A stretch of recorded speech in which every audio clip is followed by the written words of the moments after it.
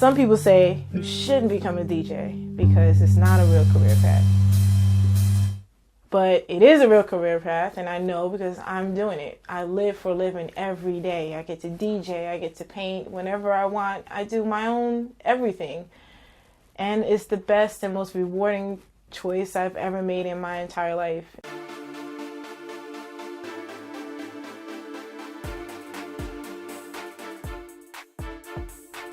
Hey everyone, it's Neffy Anderson here with a brand new episode of The Path Less Traveled.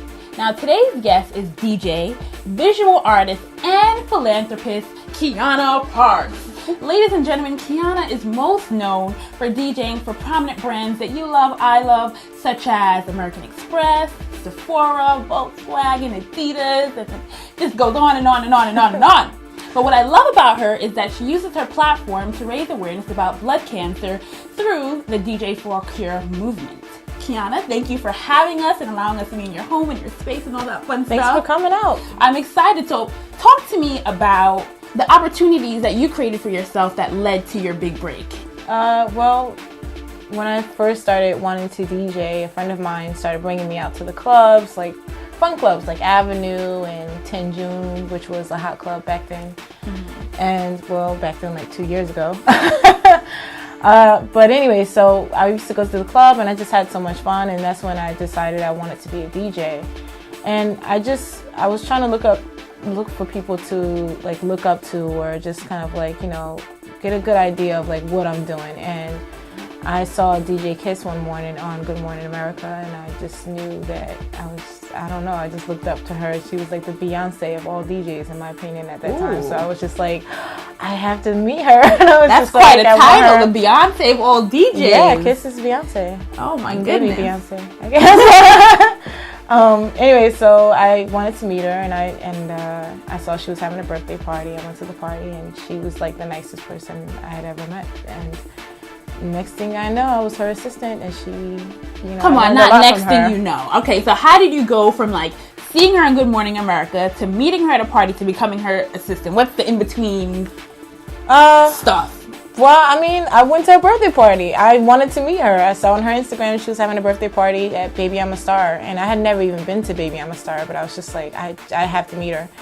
And I went up to her, introduced myself, and you know, she gave me her information and said, if there's anything you ever need, let me know. And I did. I sent her an email, and I was just like, please, I'll carry your crates. I'll do it. Do you even have crates? I'm like, I'll carry your laptop. I'm like, yeah. Whatever it is that you need, I'll do. And, you know, then she emailed me back, and it worked out. We have a lot in common. Wow. Mm-hmm. So what would you say you did to deliberately brand yourself? Because now I feel like the arena for female DJs, even though you should just be called DJs, period. But, you know, the arena for you guys are opening up a bit more, and there's a little bit more competition out there. So what would you say you did to stand out deliberately?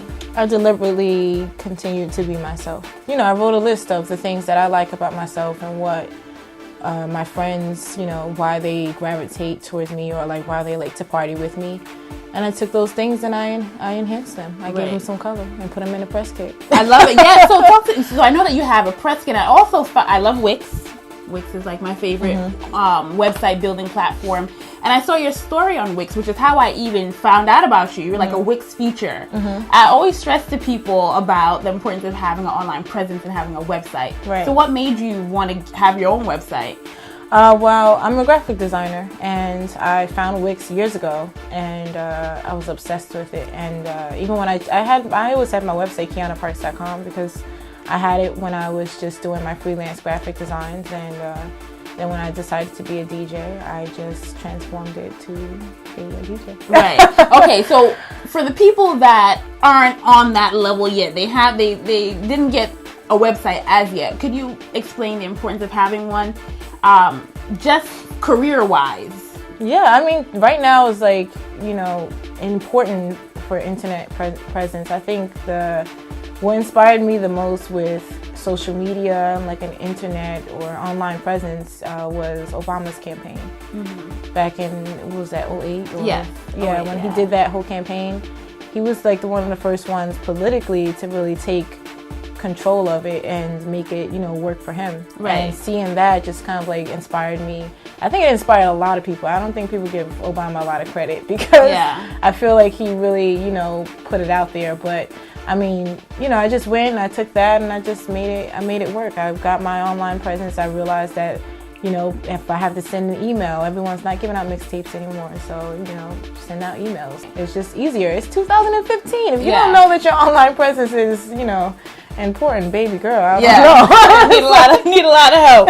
Right. So, what would you say is one thing that you know now that you wish you knew when you first started, when you first got into the DJing game? Because I know you've gotten so much success. You've had so much success. Mm-hmm. You've done it for about like 2 years now. Yeah, it's been just made 2 years, yeah. Which is hard to believe. I mean, you've been on Good Morning America, Sway in the Morning, all those things. I was on Good Morning America with Kiss. I was on Good Morning America, but yeah, just to be more careful about my branding and, really just being myself and like, from the beginning, I've always wanted to be myself and kind of like make that work, but I would get distracted with other people who are around me and like, people that I looked up to would tell me certain things. But I think in the end, and once something that I'm still learning, when you believe in something, you as long as you work hard with it, it pays off. So just like brand yourself that way, I guess. Right. Just be yourself. Don't copy off anybody else. It's kind of whack. Yeah, that's important. Right. So share one thing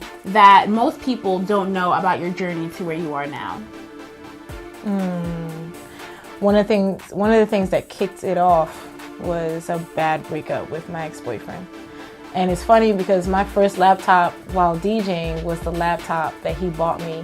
And he bought it for me because I made him trade in these Christian Louboutins that he bought me for like Valentine's Day. And I was like, I don't want them. I'm like, I don't need any Christian Louboutins, right. Whatever. I was just like, can we take it back and get like a Mac? Yeah. And then we took it back. Well, that's smart, girl. That's smart. I mean, just a few months later, we were broken up and I was becoming a DJ. And, I used that same laptop. Thank God I changed those Christian Louboutins for a Mac. Right. Oh, my God. Yeah, that was smart. You thinking. You got a good head on your shoulders there. Yeah. So, talk to me about your last career low. Because with social media and the rise of Instagram and all those things, it's easy for people to see your life, the pictures that you put up, and think that, like, everything was handed to you. You didn't work for anything, and it's always glamorous. So what was your last career low and how did you bounce back from that? I always have career lows every day. It's like I'm my own. I have to do everything. So it's like if I'm not feeling well, that's not a good thing. It's like for me to get a cold, it's like I might lose a gig or anything. Everything is controlled by me. Being a DJ, a full-time DJ, is really scary because I might be doing good right now, and then next month I might not have any gigs coming my way. So you got to save up all your money. It's like know. It's like any day can be a career low. It's like, it's just, it comes with the territory. Right. Every day is not a good day.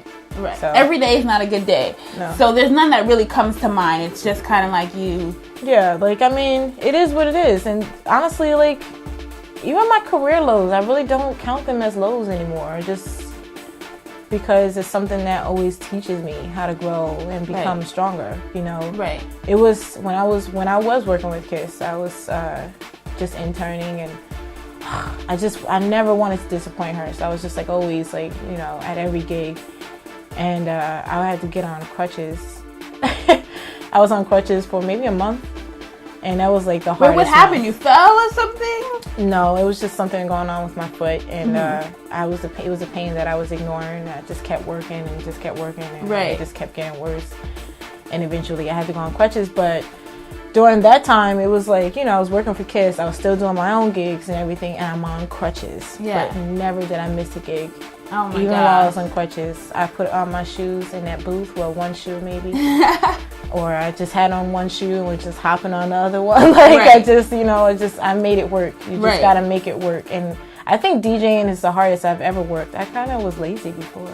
Yeah? Yeah, working a 9 to 5, I used to call out of work all the time. If I got a cold, it was like, oh, I can't come to work. Sorry. Now it's like, I can't come to work. It's like, we got to get paid. It's Right. like, go to work. So you don't have a one. backup. What happens in the event that you can't come in, right? Do you have a backup? Because it's just like you have to just depend on like yourself. Another DJ I work with? Yeah. Oh, I work with a bunch of DJs. I mean, I have like DJs that are in my circle that I like. I'm like have real relationships with. I'm like they're my real friends and Right. Beyond DJing, and we hand it off to each other. We always help Right. each other out. So if I can't make it to something, then I might send another one of my friends, or I gotcha. it works out like that. So let's segue into the philanthropy a little bit. So I had the wonderful opportunity of going to one of your DJ for Cure events, and I was so excited to be there. I think the concept and the purpose and everything is just really great to mash up with, music, art, but for a purpose. Thank you. So talk to me about how this all came about, why you're doing it, all that good stuff. Well, I mean, I became a DJ and I was surrounded by all these amazing people, and I wanted to do something, to help others who had been in this situation. It's always been a passion of mine. It's always been something that I wanted to do, and it just fell in my lap. And I was, I went to Good Morning America and I saw Robin Roberts, and she was telling her story, and I just saw like how she helps out people and how she just was fighting, and I was just like, dang, she was just so inspiring to me. And then 2 weeks later, I called my publicist and we made it happen. We started Carrie Smalls. I called them and we made DJ for a Cure happen. And now we're here today. But it's fun. It helps me not think about certain things. It helps them not think about patients that that we work with, and other friends of patients or family members of cancer patients who are going through it, and even survivors. Music and art is just the best. Right. How could you not, And every day you have to worry about this, that, and the other. But I always tell them you worry about your chemo treatments and this and that. But today I want you to just come and enjoy yourself. Just come and dance with us, or That's it's awesome. fun and they're amazing. I mean, I don't know, but cancer patients and survivors are the strongest people. I love them. Yeah, it's unfortunate, but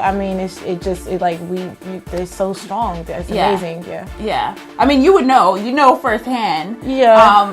Talk to me about how you found out that you had cancer and what that was like for you.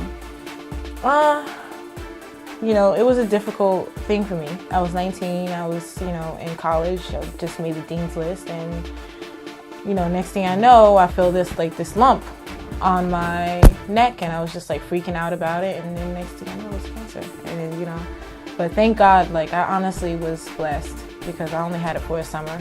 Right. Wow. That's I call it Dear Summer, JC. Anyways, but yeah, I always call it Dear Summer, but that's my story. But I had it for a summer. I was blessed, but I feel if anything motivates me more, and know that's my confirmation from God to know that this is my purpose, and this is why I left you here. I gave you a little bit of experience, and now go out and help. Because to me, it's sometimes I'm even ashamed to say I'm a survivor, because it's people who go through way more than I ever went through. And that's why I admire them, and I feel I have to fight for them or do stuff for them. Right. I mean, no matter the time, no matter how long you've had it or had to deal with it, you're a survivor regardless. But you get what I'm tough. saying. I understand, but it's, don't take that away from yourself. No, I don't, but I admire, also don't take it away from them, and I see their fight, and they're just so strong. It's just I don't know if I would ever be able to be that strong. It's pretty amazing. Do you have any advice? Because everyone knows someone that is either a survivor or is currently going through, treatment. What advice do you have for those people who are friends to those that are going through treatment? How can we be more supportive? What can we do to, help the process along? Well, I think one of the number one things is to educate yourself, and to care enough to educate yourself, and go learn about what your friend is going through. Read online. I mean, I was on WebMD. My mom was on WebMD more than I was. Yeah. And it meant a lot. When I was going through stuff, and she'll say, "No, this would work. This is gonna work," because I looked it up or whatever. That just showed me that she was she had my back, and I didn't feel alone in it because of that. And it's just things like that. If you know, I couldn't eat certain things, and my family stopped eating a certain way also, because it was like a support system. I couldn't go somewhere. It wasn't like they just left me home. Right. You know, a lot of my friends, like, they were there for me. One of my best friends, Latoya, you know, she didn't really go anywhere that summer because I couldn't go anywhere that summer. And that meant, I mean, I didn't want her to stay in the house, but it was nice that she was there with me. So I think if you have a friend or a family member, just be there for them. And different people take things different ways. Like, some people may not want to make a big deal of it. They may not want to talk about it. They may not want all that. It depends on your friend or family. But the most important thing, I think, is to just be supportive and, you know, do your research. Right. Great advice. Would you say, you know, definitely I assume that these life experiences serve as some of the inspiration for some of your fabulous art pieces. I see you giving us a little, you know, give us a little peeks of them on like Instagram and stuff like that. Talk to me more about that, because I know that you did graphic design. Then how did you go from that to like doing, you know, the painting thing? Well, I started off, my foundation is fine arts. Okay. And oil paintings are like my favorite. It's funny because like now I'm just like, you know, DJ Quiana Parks, but I mean, to me, I'm like the artist Quiana Parks who DJs. Yeah. I just happen to be a kick-ass artist and a kick-ass DJ. Right.